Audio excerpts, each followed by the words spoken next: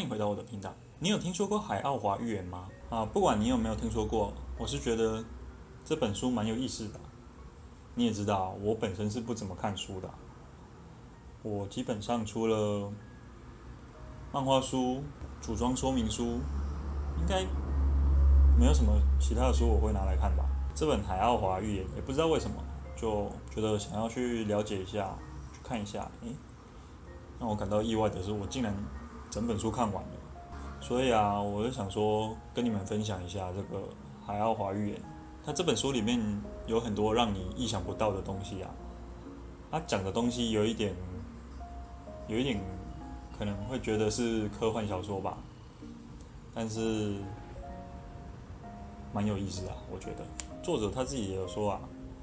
就是不管内容看起来多么的科幻，全部都是他自己的亲身经验。那这本《海奥华寓言》它其实是在讲一个法国人米歇·戴斯马克特，他被外星人带到他们的星球去参观，大概就是这样子啊。他在前言的部分，他除了刚刚那些亲身体验他本身不可能写出这一类的小说因为他是做园艺的，搞园艺的，所以他说他是没有这个写小说的天分。除了这些以外，他前言的部分他还强调说，一切是他真实的体验然后最后他又讲了一句，就是引用圣经里面的一句名言大概就是 They have eyes but they do not see, ears and they do not hear。中文的意思简单讲就是他们有眼却不见，有耳却不闻。我是觉得这一个部分应该是说这一句话，圣经里面的这一句话用在这个前言的最后一句，其实你稍微去想一下，意义还蛮深的我会接触到这个海奥华寓言，也是刚好看到了网络上其他 YouTuber 介绍嘛。一刚开始最初是看到老高的影片，之后就对这个有点兴趣，就稍微找了一下，然后就发现其他 YouTuber 做一些比较详细的讲解嘛。但是我会觉得一本书应该再怎么详细讲解，也不可能只有3-4集而已吧。有一点感觉好像还有很多东西没有讲到的感觉，所以就自己跑去买了一本。通常买书回来，我大概看个2页就丢在一旁，但是这本全部看完了，觉得蛮神奇所以我觉得这么神奇的书一定要拿出来跟各位分享一下，怎么可能自己独享呢？对不对？对所以就拍了今天这一集影片，就是为了跟各位分享这个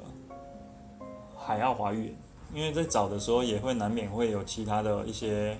YouTuber， 也不全然都是正面的有一些人是处于一种比较反面的那种心态嘛，还是就是怎么说呢？类似来找茬的意思但是我是想说，应该抱持着一个应该是怎么说呢？就有如之前有一个故事，一个典故具体的名字我忘了，但是大概的意思就是一个和尚跟一个普通人普通人问和尚，他看起来像什么？那个和尚回他说，你看起来像一尊佛。那和尚又问普通人，那我看起来又像什么？那个普通人跟他说，你看起来像一坨屎。结果就很高兴的回家去了。回到家跟他妹妹讲起这件事，他妹妹跟他说，你又输给那个和尚了，对不对？人家和尚心里有佛，所以看到的都是佛你心里只有一坨屎，所以你看到的只有一坨屎。我觉得意思大概相通啦。你如果是存着我是要来找茬，我是要来看他哪里写的怎样怎样的话，看有没有什么爆点可以讲，那你看到的将会只有这些东西当初我在看的时候是没有抱什么心态下去看那我看完的心得，你有兴趣知道的话，之后我再跟你们讲你们就先听，然后先去用自己去感受，我尽量呈现书中所写的样子你们自己去体会，看你们感觉到的是什么。我也不先跟你们说我体会到什么，因为有可能会影响你们的体会被我的感受牵着走之类的，所以我就先不跟你们说我体会到什么。那基本上如果看到这里，看我在这里弄这个东西，然后还有办法看到这里啊，表示你对他这本书《海奥华寓言》也有兴趣，所以我们就不用再多说什么，就来看故事了啊。那故事是这样子开始的：1987年的6月26日，澳洲的某个地方，我们的作者米歇，他突然间醒来，当时他老婆依然睡在他的身旁嘛。然后醒来之后，他没有睡意啦，所以就跑去厨房看一下时钟。那他看完时钟，发现当时才午夜12:30。平常呢是没有在这个时间醒来的，但是他那一天就是在那个时候醒的，然后也不知道为什么，他就把他的睡衣换掉。换完他睡衣之后，他就跑去他书桌旁，然后写了一张字条，上面就写着说，他要出一趟远门，大概10天，不用担心，他会安全回来的。基本上就是这样子。他写完之后就往他家里的走廊走去，然后开门到外面往他家中的那个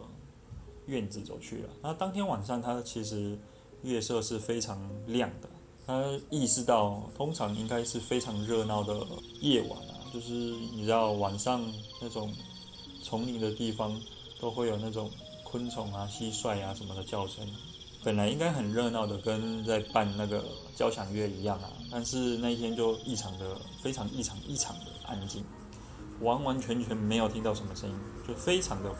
安静，跟我现在这里的情况不一样。现在这里外面很吵，那个车子跑来跑去很吵，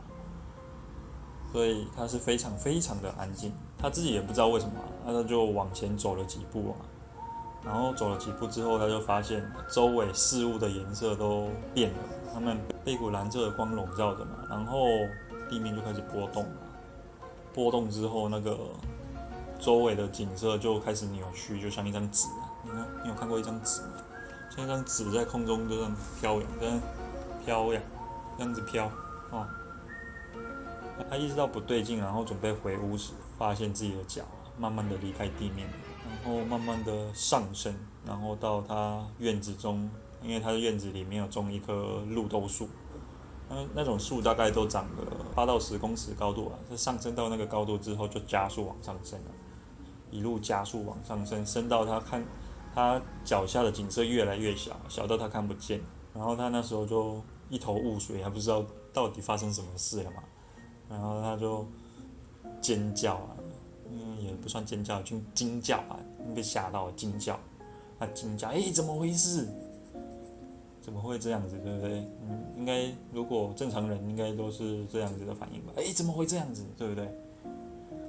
惊叫，怎么这样子？怎么会这样子？这是怎么回事？然后这时候他就听到一个声音啊，放心，一切尚好，米歇。因为听到这个声音，如果你想一想嘛，你晚上如果这样子遇到这些奇奇怪怪的东西，然后又听到这样子的声音，你们就会觉得，我应该是在做梦，对吧？米歇也是这样觉得，他觉得他应该是在做梦，这个太扯了，不可能这样子，现实的世界不可能发生这种事，他一定是在做梦。然后他眼前就出现了一个身高非常高的人，高到是没有办法想象的，也没那么高啊，大概3米左右。然后他穿着连身的衣服，就是类似那种游泳衣，有没有？那种潜水衣，就是连身的，然后戴一个透明的头盔，这样子一个人出现在他面前。然后这个人就一脸充满着非常善意的那种微笑，然后看着他，然后跟他讲：“这不是梦哦，你不是在做梦哦，这是真实的哦。”因为他当时也只是用想的，我应该是在做梦。然后这个人就跟他说：“不，这不是梦。”所以有一点点那种你知道心电感应的感觉。然后他就回答他说：“话虽然如此啊，但是梦不都是这样子吗？就是反正结局就是你知道，从船上掉下来，然后头上肿个包，大概就是这样子嘛。”这个神秘人就被他的米歇这番话就逗笑了，就觉得很有趣，这个人怎么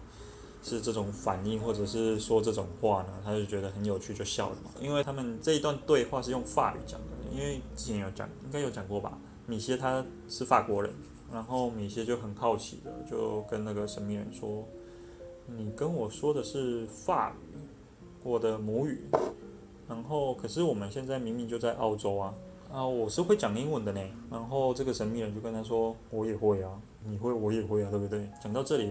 就是事情发生到这样子啊，米歇还是觉得，这应该是梦啊，这应该不是事实，应该是梦，对，这应该是梦。所以他你知道，在做梦的时候，人家如果要看自己是不是在做梦啊，他就会电影里面都有演嘛，就捏一下自己的，看是脸颊或者是哪里啊，反正就是捏一下，确认不是做梦嘛。所以他就照做了嘛，他就捏了自己一下，然后捏了自己一下之后，因为你捏自己会痛嘛，所以他大叫了一声，哎呦啊！说怎么会痛啊这样子？哎呦一声嘛，就大叫一声嘛。然后这个神秘人看到米歇这个举动呢，又再一次被逗笑了，对不对？因为你看一个人，他就说，这一切一定是梦，一定是梦。然后捏了自己一下，然后还在那里自己捏自己，然后自己还在那里哎呦，一定。那个画面应该很好笑，所以他就捏了自己，然后哎呦嘛，然后这个神秘人就跟他说，现在你相信这不是做梦了吧？然后这时候因为他们刚刚有讲嘛，往上升嘛，然后这个时候他们已经不在地球上了嘛，所以这个时候米歇就看着远方的一处看起来像在交谈的人啊，或者是在那里四处徘徊的，然后他说如果这个不是梦的话，倘若这不是梦如果这个不是梦的话。那为什么我会坐在石头上？我也不知道为什么他会坐在石头上，但是他就是坐在石头上，所以他就问：为什么我会坐在石头上？然后前方那些看似上世纪的人们又是做什么的呢？他说：你又是谁？不知道，他没这么直接啊。他就说：那你呢？你究竟是谁？你的身高怎么会这么的不正常跟常人不一样？然后这个神秘人呢就跟他解释说：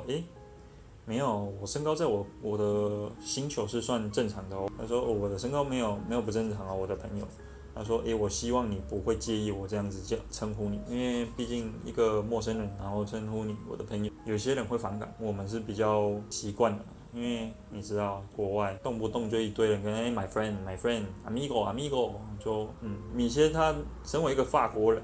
他是外国人嘛，他是法国人，他就说他当然是不介意啊，说没关系啊，你想要怎么称呼都可以啊。但是我想要知道我要怎么称呼你，你称呼我的朋友没关系，但是我要知道我要怎么称呼你。所以这个神秘人就跟他说我叫涛，然后跟他确认现在在发生的这一切不是梦，而是一个非比寻常，就是他的用词是什么？非同寻常的旅行这个是一个非同寻常的旅行然后跟他说。至于为什么会在这地球上10几亿的人口选中你，我之后再跟你说我现在不跟你讲，我之后再跟你讲，就是跟我一样，我现在不跟你讲我的心得是什么，我之后再跟你讲我的心得是什么。我学他们的然后接着呢，就跟他做一些比较详细的解释啊，比如说，他们现在人在哪里？他们在平行宇宙，去平行宇宙干嘛呢？我们来平行宇宙是要用时空锁，然后你可能，你只跟我说要用时空锁，你有没有跟我说时空锁是什么东西？我又问你，你又要解释，一样，他就直接又自己讲了嘛。时空锁呢？时空锁就是为了让时间在米歇身上停止，他可以在那里待20年，甚至是50年。那等他回到地球的时候，一切会像他没有离开过一样，然后他身体也不会有任何变化。那讲简单一点，就是有一点类似那个小叮当的时光机啊，然后再加上那个大雄的做法有没有？再加上那个时光布，就是我回到我刚出门的那一刻，然后又加上那个时光布，就算是我出去了50年，我回来了，我用时光布变回小学生一样，就跟我没走一样的概念。所以时空锁，如果你不懂时空锁是什么，就是小叮当里面的时光机加上时光布这个概念这样子你应该就懂。好，那就是说跟他说，我们就是要用时空锁这样子对不对？锁住时间，然后之后再带他去旅行。不然我带你去旅行啊，那个宇宙的旅行动不动就几十光年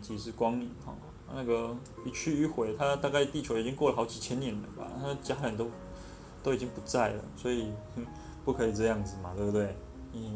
所以他就帮他用时空锁让他锁住时间。